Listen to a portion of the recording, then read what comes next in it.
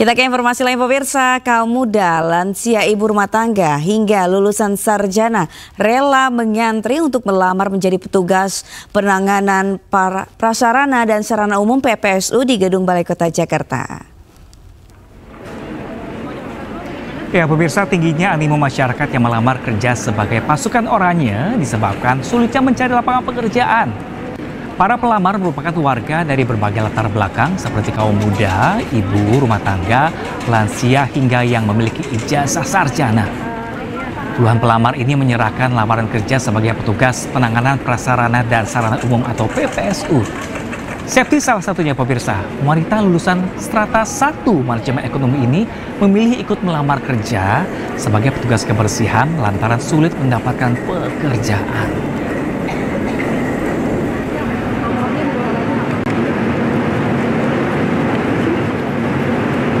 S1. S1 apa tuh, Kak? Manajemen. Kenapa memilih lamar PPSU, Kak? Nggak di tempat lain gitu? Pertama sebenarnya saya udah melamar ke mana aja, swasta maupun di negeri juga saya sudah berusaha. Tapi selagi ada peluang dan kesempatan saya tetap untuk bisa apply kerjaan di mana aja. Ibu, untuk kesehatan Ibu gimana Ibu ini? Alhamdulillah.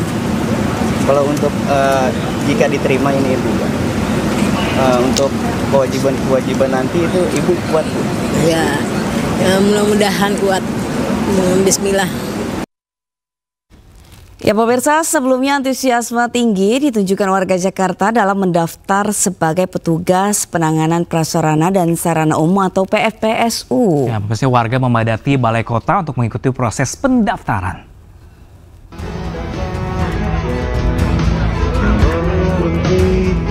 Balai Kota Jakarta dipenuhi oleh warga yang bersemangat mendaftar sebagai calon petugas PPSU. Mereka datang dari berbagai wilayah membawa berkas persyaratan. Pemerintah Provinsi DKI Jakarta membuka 1.652 lowongan PPSU untuk tingkat kelurahan.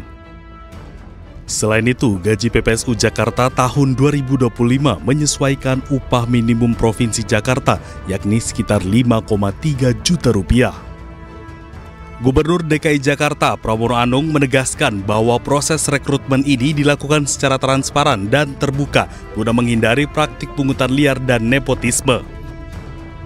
Selain itu, Pramono juga menyatakan bahwa penetapan petugas PPSU harus dilaporkan dalam rapat yang dihadiri oleh gubernur dan wakil gubernur untuk memastikan keterbukaan. Persiapannya ini cukup ribet nggak, Mas? Gimana persiapannya? Ya, karena persiapan sih wajar sih, kayak lamar kerja yang lain sih. Sama aja. Nggak ada yang menyulitkan ya? Enggak. Isu tentang orang dalam ini betul-betul bisa dihilangkan dalam rekrutmen untuk PPSU maupun untuk PJLP. Sehingga dengan demikian sekali lagi kami informasikan bahwa rekrutmennya, pendaftarannya bisa di kelurahan. Dengan proses rekrutmen yang transparan dan terbuka, diharapkan PPSU yang terpilih dapat menjalankan tugasnya dengan maksimal dalam menjaga kebersihan dan kenyamanan lingkungan Jakarta. Dari Jakarta, Wenda Nura, Leman iNews melaporkan. Pemirsa, Gubernur Jawa Barat Deddy Mulyadi diduga menunggak pajak kendaraan mobil mewah miliknya sendiri senilai 42 juta rupiah. Ya, namun Deddy Mulyadi membantahnya dan berdalih sedang menunggu proses mutasi dokumen.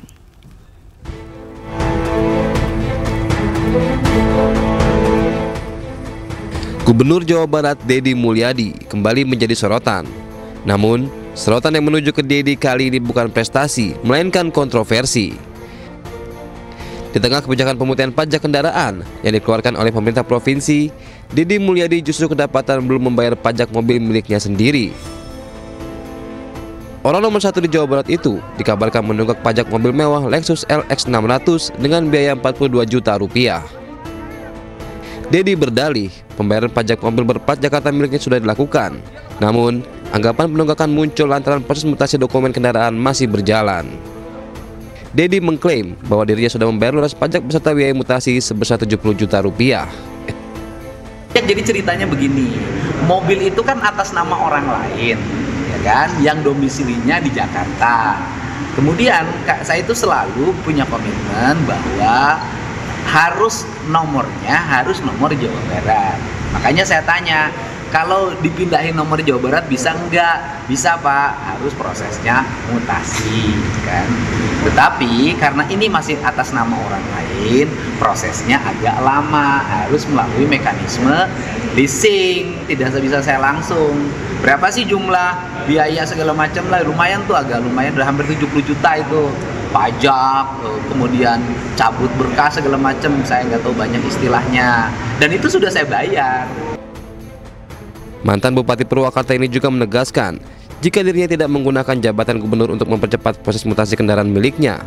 Menurutnya, proses mutasi dokumen akan rampung dalam beberapa pekan ke depan. Dari Bandung, Jawa Barat, Ervan David, iNews melaporkan. Wakil Menteri Ketenagakerjaan Immanuel Ebenezer kembali melakukan sidak terhadap perusahaan yang menahan ijazah karyawannya. Ya, pemirsa, pemimpin perusahaan tak kunjung menemuinya. Immanuel nampak kesal. Dan ini saya dipaksa. Siapa yang maksa kamu? Siapa yang maksa? Itu yang pernah aja begitu ya, ngomong paksa. Sabar ya. Bilang paksa, siapa yang maksa kamu? Aduh, saya tadi kita bilang telepon. Kayak apaan aja kita? Kasih aja nomornya di sini, kita nggak maksa. Sekarang kita mau konfirmasi. Iya. Maksa kamu ngomongnya. Ada. Sama nih kayak Surabaya nih, konyolnya nih. Wakil Menteri Ketenagakerjaan Republik Indonesia Immanuel Ebenezer nampak kesal saat melakukan inspeksi mendadak di perusahaan Sanel Tour and Travel di Jalan Tuku Umar, Pekanbaru. Tidak ada pihak penanggung jawab perusahaan yang hadir menemuinya. Bahkan saat ia meminta untuk bertemu pimpinan perusahaan, karyawan pun tak menggubrisnya. Sidak yang digelar kemarin Rabu dilakukan menyusul adanya dugaan penahanan ijazah milik 12 mantan karyawannya. Tidak ini, tidak itu. Padahal kita institusi negara, nggak dihargai sama mereka.